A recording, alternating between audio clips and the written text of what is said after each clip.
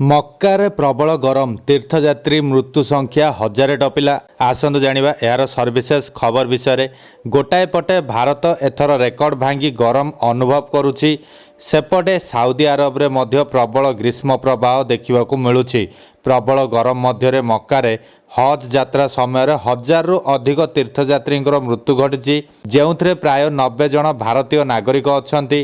ଏକ ଆନ୍ତର୍ଜାତୀୟ news agency report ଅନୁଯାୟୀ ସାଉଦି ଆରବରେ ହଜ୍ ଯାତ୍ରା ସମୟରେ ମୃତ୍ୟୁ ସଂଖ୍ୟା 1000 ଅତିକ୍ରମ କରିଛି। ମୃତକଙ୍କ ମଧ୍ୟରୁ ଅଧିକାଂଶ ଅଣପଞ୍ଜୀକୃତ ତୀର୍ଥଯାତ୍ରୀ ଥିଲେ।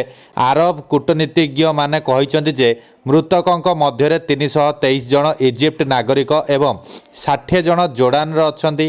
ସେହିପରି ଇଣ୍ଡୋନେସିଆ, ଇରାନ, ସେନେଗାଲ ଏବଂ ଟ୍ୟୁନିସିଆ ସମେତ ଆଉ କେତେକ ଦେଶରୁ ଯାଇଥିବା ତୀର୍ଥଯାତ୍ରୀ ବି ମୃତ୍ୟୁବରଣ କରିଛନ୍ତି। ମୃତକଙ୍କ ମଧ୍ୟରୁ ଅଧିକାଂଶ ଅଣପଞ୍ଜୀକୃତ ତୀର୍ଥଯାତ୍ରୀ ଥିବାରୁ କେଉଁ ଦେଶରୁ କେତେ ମୃତ୍ୟୁବରଣ କରିଛନ୍ତି ତାହା ଜାଣିବା କଷ୍ଟକର ହୋଇପଡ଼ୁଛି। ଗତ ବର୍ଷ 200ରୁ ଅଧିକ ତୀର୍ଥଯାତ୍ରୀଙ୍କର ମୃତ୍ୟୁ ହୋଇଥିବା ବେଳେ ସେମାନଙ୍କ ମଧ୍ୟରୁ ଅଧିକାଂଶ ହେଉଛନ୍ତି ଇଣ୍ଡୋନେସିଆ ନାଗରିକ। ସାଉଦି ଆରବ ମୃତ୍ୟୁ ସମ୍ପର୍କରେ କୌଣସି ସୂଚନା ଦେଇନାହିଁ।